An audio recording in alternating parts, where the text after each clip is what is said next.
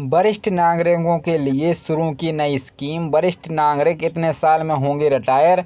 आज की दो बड़ी खबरें। और दोस्तों मेरे चैनल को सब्सक्राइब जरूर करें ताकि आपको नए नए अपडेट मिलते रहें। नमस्कार दोस्तों, नए वीडियो में आपका स्वागत है। दोस्तों मेरे चैनल पर बने रहें और अधिक से अधिक सब्सक्राइब करें। तो देश का जाना माना सरकारी bank state bank of India यानी SBI अपने ग्राहकों की सुविधा के लिए नई नई सेवाएँ लेकर आता रहता है। भारत की जनता सरकारी बैंकों में अपना पैसा सेव करना ज़्यादा पसंद करते हैं। SBI फिक्स्ड डिपॉजिट यानी FD सुविधा भी देता है। इस बीच जाने सीनियर सिटीजन के लिए चलाई जाने वाली इसकी FD में किस टाइम पीरियड के निवेश करना फ़ायदेमंद है। SBI FD रेट 2024 मौजूदा समय में SBI अपनी सीनियर सिटीजन FD पर 7.25% से लेकर 7.6% की ब्याज दरों से दे रहा है। एक साल की SBI वरिष्ठ नागरिक FD में 2 लाख रुपए के निवेश पर रिटर्न। निवेश का अमाउंट 2 लाख है। ब्याज दर है 7.3%। एक साल में कमाया गया ब्याज 15,005 रुपये। मैच्योरेशन अमाउंट है 2,15,500 रुपये। 3 साल की SBI वरिष्ठ नागरिकता FD में 2 लाख रुपए के निवेश पर रिटर्न। निवेश का अमाउंट 2 लाख। ब्याज दर है 7.25%।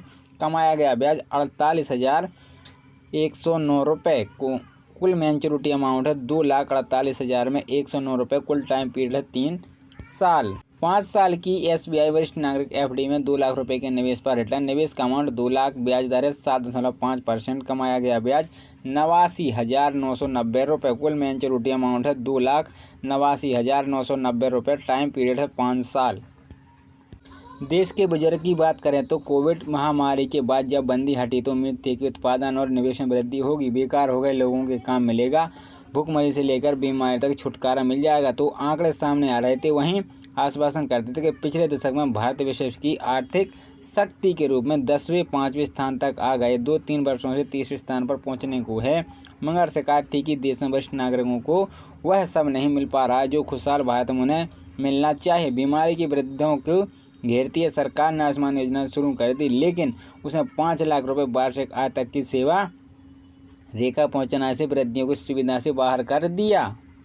मगर अब भाजपा के चुनावी संकल्प पत्र में वृद्धों की ये हित सुधि ली है। एक मानवीय फैसले में कहा गया है कि अब देश के 70 से अधिक आयु के सभी बुजुर्गों का मुफ्त इलाज होगा। यानी जो भी इस उम्र से ऊपर के बुजुर्ग हैं जिनकी संख्या और आयु बढ़ने के कारण बढ़ती है, वे इलाज नहीं कर सकेंगे, चाहे बदले हुए भौतिक पूर्वों के कारण के नाते रिश्तेदार उन्हें परवाह करें या ना करें। वंचित के लिए आयुष्मान चिकित्सा योजना तो पहले से शुरू है, लेकिन अब इसे वृद्धजनों की स्पष्ट परवाह उनके संतोष नहीं खुशी में वृद्धि कर सकती हैं। वे आने वाले समय में अपने आप को संरक्षित महसूस करते हैं। मगर ऐसे माहौल भारत में बन जाएंगे इसके बारे में प्राचीन संस्कृति की तलाश में जुटे भारत के लिए एक चिंतित बात है। अगर विश्व के परीक्षीय भारत के वृद्धों को देख पाते हैं तो चाहे भारत के चीन चौथे बुजुर्ग शारीरिक रूप से सक्रिय हैं, जैसे कि ND स्टडी 1 इंडिया बताती है कि, लेकिन उनके उचित इस्तेमाल के बारे में भारतीय अर्थव्यवस्था से सही दृष्टिकोण नहीं अपनाया जाता है। विश्व में तो बहुत से देश में